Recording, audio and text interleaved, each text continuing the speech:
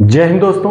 Class 10th का chapter 4 quadratic equation, इसका 4.1 हम चैप्टर का क्वेश्चन सॉल्व कर रहे हैं। इससे पहले कि जितने चैप्टर हो चुके हैं, 3 चैप्टर्स जो कंप्लीट हुए हैं, उसको आप प्लेलिस्ट में जाकर देख सकते हैं। पूरा आपको एक सिस्टमेटिक तरीके से स्टेप बाय स्टेप जो है हर चैप्टर के वीडियोस मिल जाएंगे, उसको आप जरूर देखिएगा।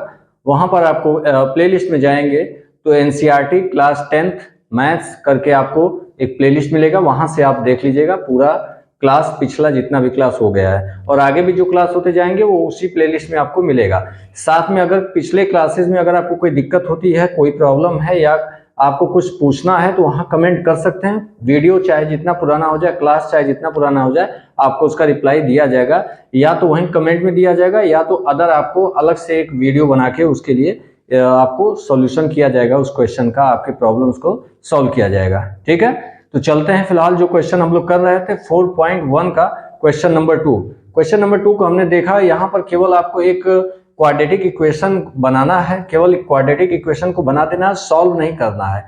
क्वाड्रेटिक इक्वेशन को यहाँ बना रहे हैं, नेक्स्ट चैप्टर में जब जाएंगे तो वहां सॉल्व करेंगे फ्रैक्शन प्रोसेस से और आगे फार्मूले से। फिलहाल केवल उसको फॉर्म किया जा रहा है। तो चलते हैं, देखते हैं क्या है। क्वेश्चन नंबर 2 का पहला हो चुका था।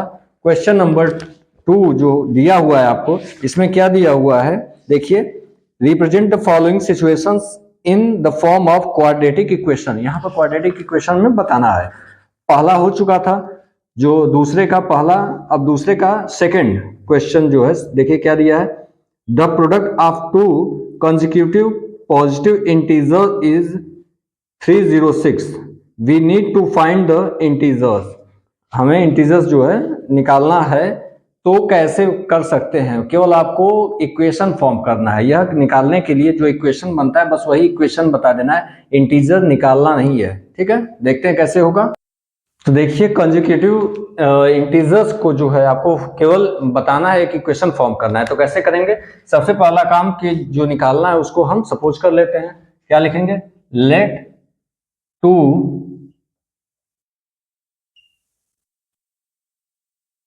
consecutive integers are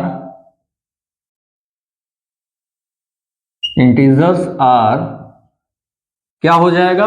अगर हम एक x लें एंड अगर x होगा तो अगला क्या होगा? x प्लस वन होगा। इसी तरीके से आप इसको ले सकते हैं, या तो x प्लस 1 करिए या तो x माइनस 1। तब x माइनस 1 आप पीछे जाएंगे, जैसे हमने लिया एक x लिया, दूसरा क्या होगा? x plus 1। ठीक है, या तो हम कर सकते हैं x माइनस 1 ले लें, अगला x ले लें, इस तरीके से कोई दिक्कत नहीं, या x प्लस 1 ले, अगला x प्लस 2 ले लें। कंसेक्यूटिव होना चाहिए, बस इससे मतलब है। लेकिन जो आसान आपको लगे उसी से करेंगे। तो हमने क्या किया? x ले लिया एंड x प्लस 1। अब आगे क्या कह रहा है? इनका जो प्रोडक्ट है वह कितना है? 306। फ्रॉम क्वेश्चन क्या है? प्रोडक्ट इनका कह रहा है x और x प्लस 1, यही कह रहा है ना। इनका product x into x plus 1 equal to 306। बस हो गया आपका इक्वेशन फॉर्म। इसको जो है सॉल्व कर दीजिए, मल्टीप्लाई करके ब्रैकेट ओपन करिए।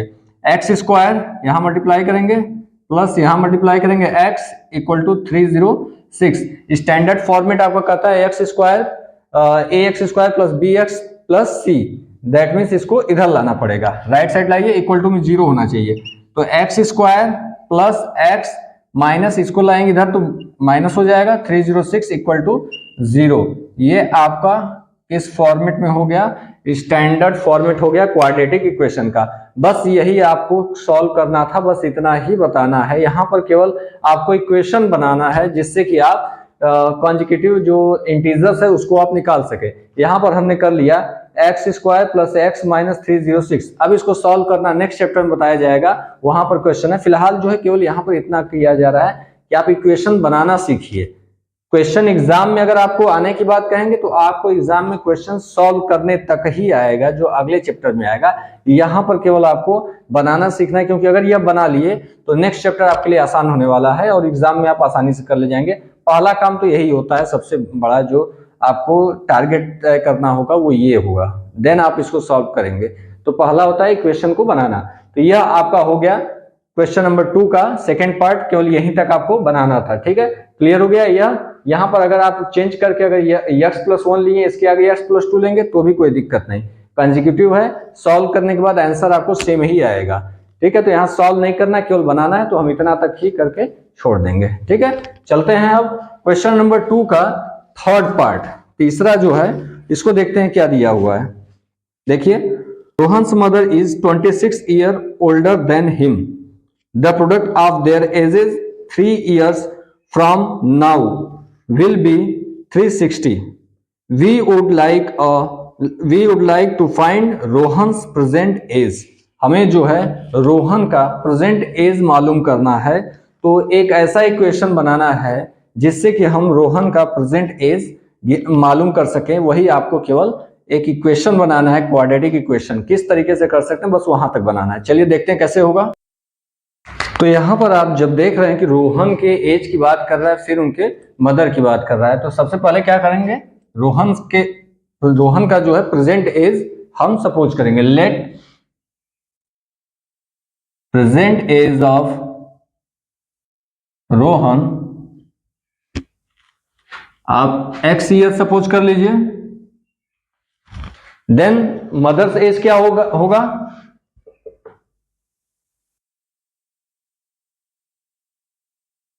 मदर्स एज इक्वल टू क्या हो जाएगा, 26 ईयर ओल्डर देन रोहन है, तो क्या हो जाएगा x+26, यही होगा, x+26 year, 26 year older than Rohan है, तो जो मदर का एज होगा वो क्या हो जाएगा, x+26 हो जाएगा। अब हम चलेंगे क्वेश्चन में क्या कह रहा है, फ्रॉम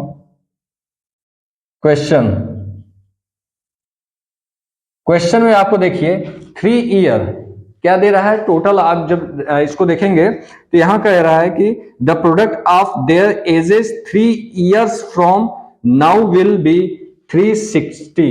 यहां पर जो है इनके एज का प्रोडक्ट 360 है, लेकिन कब कह रहा है, यहां इनका x एज है और यहां पर क्या एज है इसका, x मदर का x+26 है, इनका प्रोडक्ट कितना कह रहा है 360। लेकिन यहां पर एक चीज आपको देखना होगा, कह रहा है 3 ईयर, 3 साल के बाद की बात कर रहा है, यहां भी 3 साल जो है बाद की, सॉरी प्लस 3 साल के बाद की बात कर रहा है, 3 साल और आगे आपको जाना है, उसके बाद जो है यहां प्रोडक्ट की बात कर रहा है, 3 साल बाद जो इनका प्रोडक्ट होगा वह कितना हो जाएगा 360 डिग्री, 3 साल बाद की बात कर रहा है, इसलिए इसमें क्या करेंगे, जितना बाद कहेगा तो 3 साल ऐड कर देंगे, और इसके पहले जाएगा बिफोर की बात आएगा तो यहाँ पर क्या करेंगे माइनस कर देंगे। ठीक है, अब चलते हैं, इसको क्या करना है, सॉल्व करिए, x+3, बस इसको सॉल्व कर देना है, इक्वेशन वहीं पर छोड़ देना है, x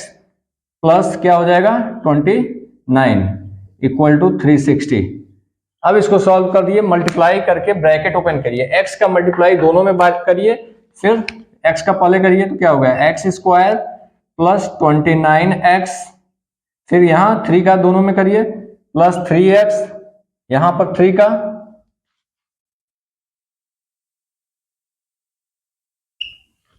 ओ सॉरी 8 होगा ना, 8 इक्वल टू 360, यही होगा। इस तरीके से आप इसको सॉल्व करके आगे बढ़ेंगे। अब इसको क्या करना है, देखिए आप स्टैंडर्ड फॉर्मेट में ले जाएंगे इसको। स्टैंडर्ड फॉर्मेट क्या होता है, ax² plus bx plus c equal to 0, that means यहाँ का पार्ट पूरा इधर लाइए, x² प्लस, यहाँ इसको सॉल्व किया जा सकता है 29x और 3x ऐड कर देंगे,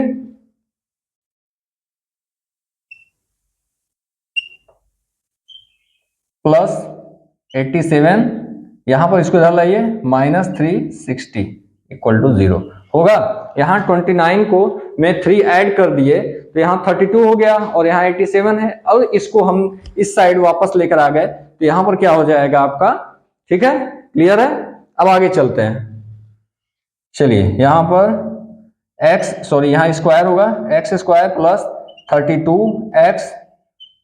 अब यहां देखिए, यहां 87 है, यहां 360 है, लेकिन माइनस में है, दैट मीन्स 360 में से 87 को हम क्या करेंगे माइनस कर देंगे, तो कितना आ जाएगा 273 होगा। अब इस तरीके से आपका क्या हो गया, यही क्वाड्रेटिक इक्वेशन बन गया। बस यही आपको बनाना है, इतना तक ही यहां बोला है। केवल क्वाड्रेटिक इक्वेशन को फॉर्म करना है, सॉल्व नहीं करना है। आपको इनका रोहन का एज निकालना है, रोहन के मदर का एज निकालना है। इसके लिए आपको क्वाड्रेटिक इक्वेशन को फॉर्म करना है। यहां हमने फॉर्म किया, यहां से अब हम इसको सॉल्व करके वैल्यू निकाल सकते हैं, हमें मालूम हो जाएगा। लेकिन यहाँ निकालना है, ये क्वेश्चन में बस इतना ही बोला है। तो हमने एक ऐसा इक्वेशन फॉर्म कर दिया। यहाँ से x की वैल्यू निकाल लेंगे, क्वाड्रेटिक इक्वेशन सॉल्व करना नेक्स्ट चैप्टर में बताएंगे। तो यहाँ से x की वैल्यू निकाल लेंगे, यहाँ x हो जाएगा, यहाँ 26 ऐड कर देंगे, मदर का पता चल जाएगा। ठीक है, यहाँ पर आपका जो इसका तीसरा पार्ट है यह भी कंप्लीट हुआ। अब हम देखेंगे दूसरे का चौथा पार्ट और इस चैप्टर का लास्ट क्वेश्चन है। इस तरीके से आप इस चैप्टर में जो है क्वाड्रेटिक इक्वेशन फॉर्म करना सीख रहे हैं। क्वाड्रेटिक इक्वेशन को पहचानना भी सीख लिए। पहला जो क्वेश्चन था वो पहचानना था, अब यह क्या करना है, क्वाड्रेटिक इक्वेशन को फॉर्म करना, ताकि इसके आगे आप सॉल्व करेंगे। नेक्स्ट चैप्टर में जो चलेगा आपका, इसके आगे सॉल्व करना, वही आपका मेन क्वेश्चन होगा जो कि एग्जाम में आएगा। एग्जाम में आता है सीधा सीधा, वो आपको 3 नंबर के क्वेश्चन जो 3 मार्क्स देकर जाएगा। ठीक है, चलते हैं उसको देखते हैं। नेक्स्ट जो है फोर्थ क्वेश्चन पार्ट, इसका सेकंड क्वेश्चन का फोर्थ पार्ट। तो फोर्थ पार्ट है, देखिए क्या है। A train travels a distance of 80 kilometer at a uniform speed.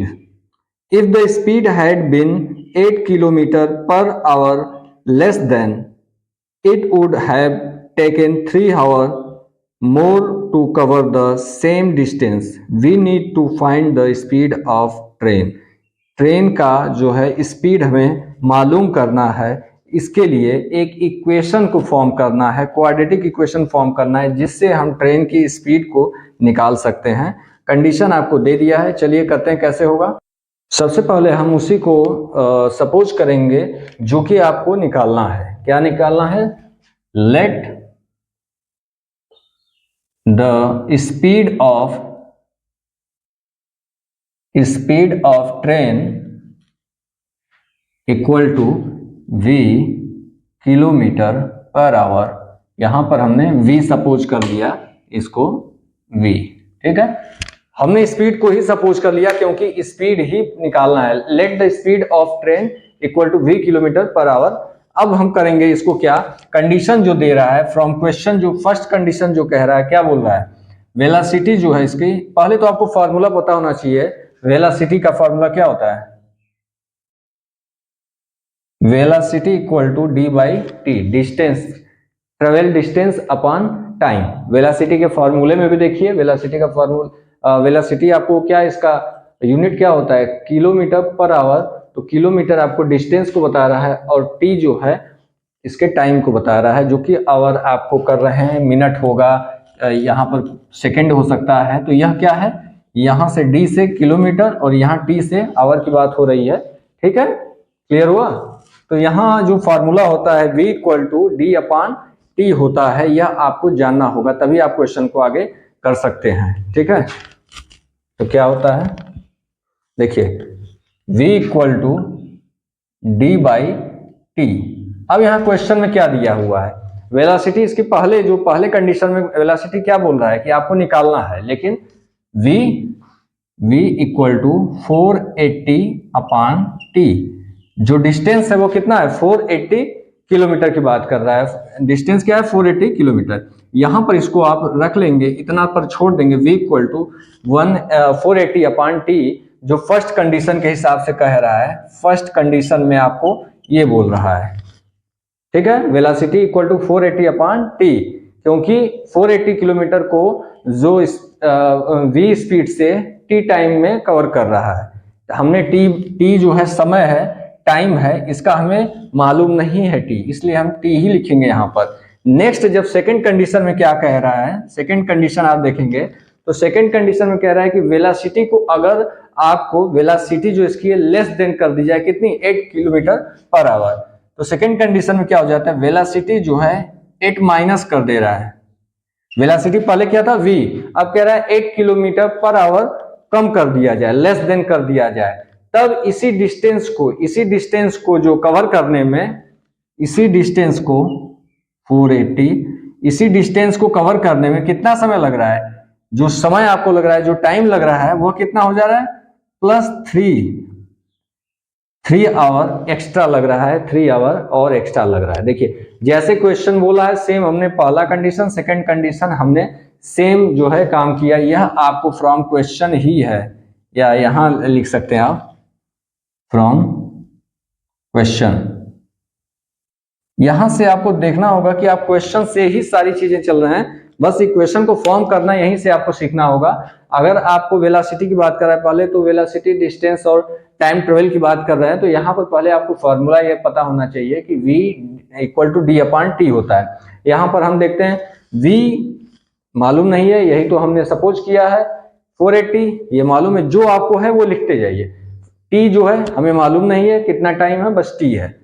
अब कह रहा है कि जब सेकेंड टाइम में अगर क्या करते हैं वेलोसिटी को 8 kilometre per our less than कर देते हैं, लेस करने का मतलब माइनस कर देंगे, v माइनस 8 हो जाएगा। अब क्या कर रहा है, तो वही डिस्टेंस कवर करने में उसे कितना, पहले अगर t लगता था तो अब कितना लग रहा है, 3 जो है आवर एक्स्ट्रा लग रहा है, 3 आवर जो है एक्स्ट्रा लग रहा है। कब, जब उसकी स्पीड कम हो गई। स्पीड कम हो गई तो ऑटोमेटिक जो है टाइम ज्यादा लगेगा, तो वही कहा जा रहा है कि स्पीड हमने कम कर दिया तो टाइम कितना हो गया, 3 ज्यादा लग रहा है, 3 जो है आवर टाइम जो है एक्स्ट्रा लग रहा है। पहले t लगता था, अब t प्लस 3 हो गया। अब इसको सॉल्व करते हैं। देखिए सॉल्व कैसे किया जा सकता है, सॉल्व करने का तरीका है, इसको आप मल्टीप्लाई कर दीजिए, यहाँ इक्वल में हो जाएगा। देखिए कैसे होगा, v माइनस 8, यहाँ क्रॉस मल्टीप्लिकेशन करेंगे तो क्या हो जाएगा, t प्लस 3, यहाँ अपन में क्या है 1 है ओनली, दैट मीन्स क्या हो जाएगा इक्वल टू 480।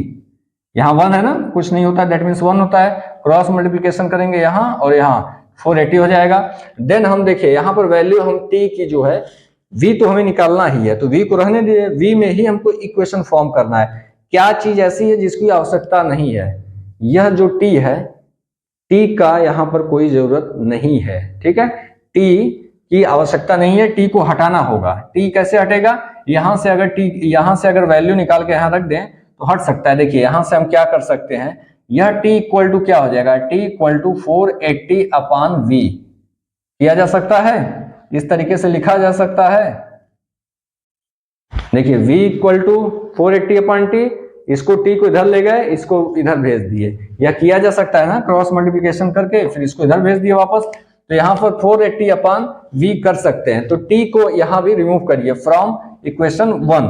क्या करेंगे, फ्रॉम इक्वेशन 1 v माइनस 8, और यहाँ t की जगह क्या कर लेंगे 480 upon v plus 3 equal to 480। देखिए अब केवल एक वेरिएबल में पूरा इक्वेशन हो गया, यहाँ भी, यहाँ v है और यहाँ भी v है, बाकी और कोई वेरिएबल है नहीं, केवल एक वेरिएबल में हमने चेंज कर दिया, यही हमको करना था। अब हम आसानी से इसको सॉल्व कर सकते हैं, बस इक्वेशन तक पहुंचा सकते हैं। कैसे होगा, देखिए यहाँ पर मल्टीप्लाई किया जा सकता है, यहाँ पहले v से इन दोनों में मल्टीप्लाई करें, फिर 8 से इन दोनों में मल्टीप्लाई करें, यही होता है। तो v से पहले करते हैं, तो क्या हो जाएगा 480, यहाँ v है, देखिए 480 v की मल्टीप्लाई अपान में v है, v से मल्टीप्लाई करेंगे, दैट मीन्स v से v कैंसिल हो जाएगा, तो यहाँ क्या लिख सकते हैं, केवल 480 होगा, 480 से मल्टीप्लाई कर दिए, सॉरी v से मल्टीप्लाई किए, तो v कैंसिल हो गया, केवल 480 आपको बचेगा, ठीक। फिर v का यहाँ मल्टीप्लाई करेंगे, प्लस 3v हो जाएगा। अब 8 का करते हैं, तो माइनस 480 इंटू 8 अपान में v हो जाएगा, प्लस यहाँ पर मल्टीप्लाई करिए 8 इंटू 3 कितना हो जाएगा 24 इक्वल टू 480, यही होगा। अब देखिए दोनों साइड में आपको दिख रहा होगा 480, दोनों साइड दिख रहा होगा, तो क्या करेंगे 480 को कैंसिल करेंगे, 480 यहां से है, 480 यहां भी है, दोनों। तो अब जो बचा उसको करिए, क्या है 3v माइनस 480 इंटू 8, इसको मल्टीप्लाई किया जा सकता है, तो मल्टीप्लाई करके आप इसको रखिए, कितना हो जाएगा